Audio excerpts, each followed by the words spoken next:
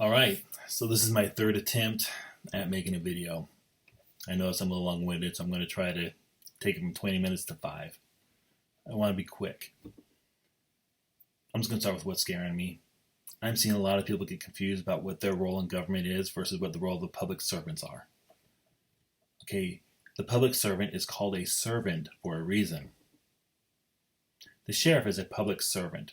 The governor is a public servant.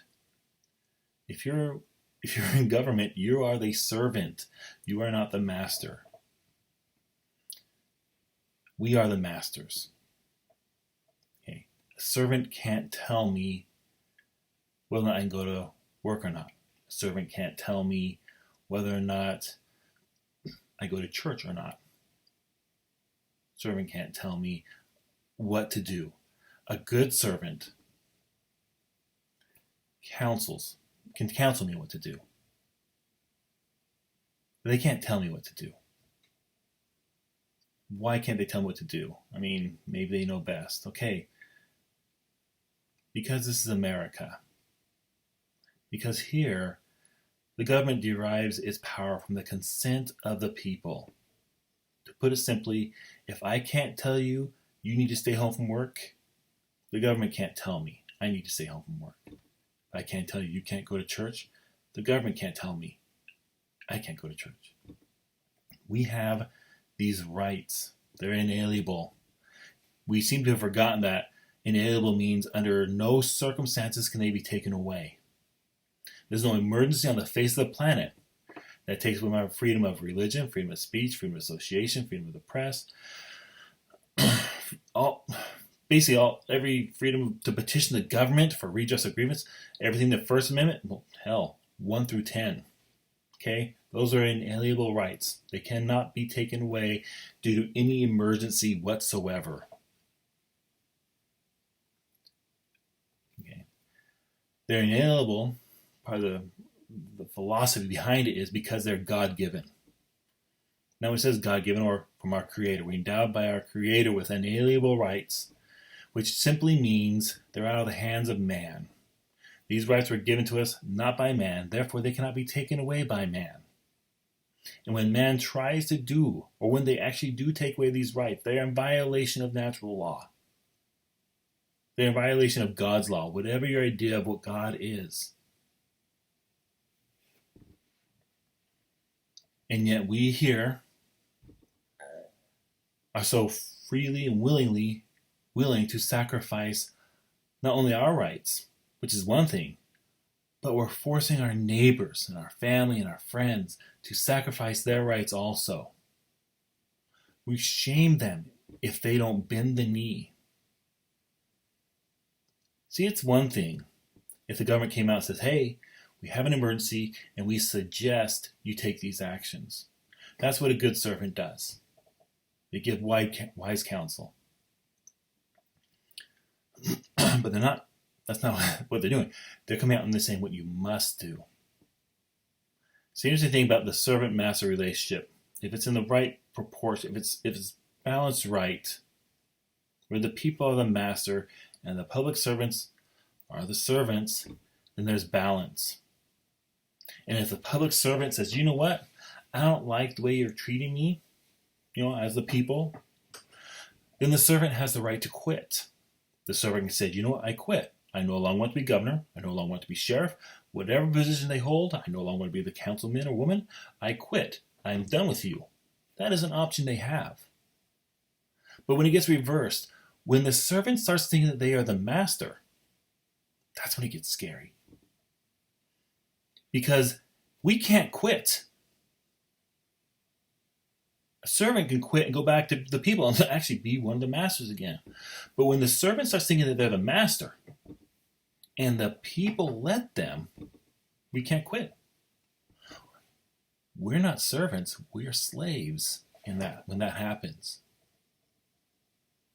We are not free men or women, we are slaves. Because we have no choice.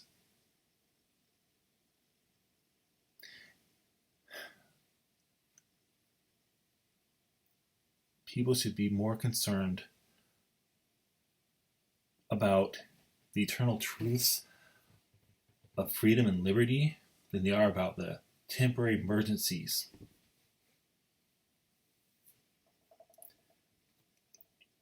They need to understand where their rights come from. And they need to really understand that they are not granted by the government, because if they are granted by the governments, they are not rights, they're privileges, which can be given or taken away. If you allow the government to practice in the delusion that it has the power and authority to take away your rights, and you let them, you're going to lose them. Okay? So there's that. Another interesting thing about it is,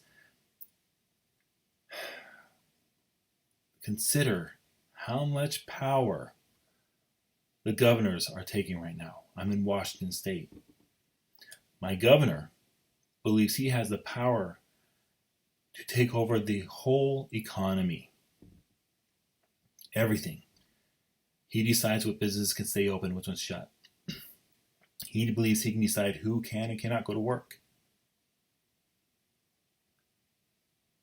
Who has enough knowledge of economics to be able to make such a decision? Who knows enough about each and every individual field to decide what the options are? Construction, medicine, technology, agriculture. There's so many fields out there, and they're so complex. And for one man to think that he knows best, that's beyond being king. That's a God complex. And when someone thinks that they have that much power, that just scares the hell out of you. And when you see so many people, and actually, in reality, when people have that complex, we put them in crazy homes. We call them lunatics. But when they're in government, we call them governor. Okay? Stop pretending like they have this power. Stop letting them act as if they have this power. They are not wise enough, smart enough, no one is, to decide how an economy should run or work. And to put it simply, what our governor is doing right now is called central planning. That is a very strong point of communism. For all intents and purposes, Washington State is going communist because of all the central planning. And it fails every time with dire consequences. One more point before I go. I think part of the biggest reason why we are in this situation is because we've been given a gift so freely, and we didn't have to pay the price that others had paid so greatly for before us. We've sent other people across the oceans to fight for other people's freedoms. And that's debatable. But let's just say they did. But no one here has had a fight for freedoms the way our forefathers did when they fought and gave them to us as a birthright. No one here, we didn't have to worry about fighting the greatest army and navy on the face of the planet. We never had to pick up arms. None of us here have. And risk our lives to secure the freedoms for our children, our posterity. None of us, in defense of this nation, for its freedoms, had to lose a father, a brother, a sister, a mother, a son, a daughter. Not for this nation.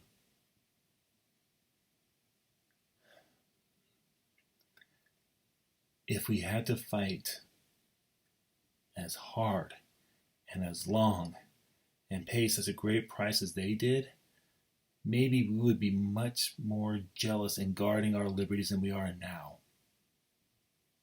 Maybe if we had to pay a greater price, a similar price to what our forefathers had to pay, maybe we wouldn't be so willing to sacrifice our freedoms and liberties for the false idea of security. Do you think you're secure right now? Do you feel secure right now?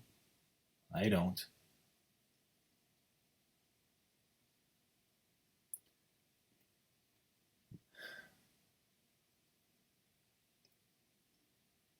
it's come too easy.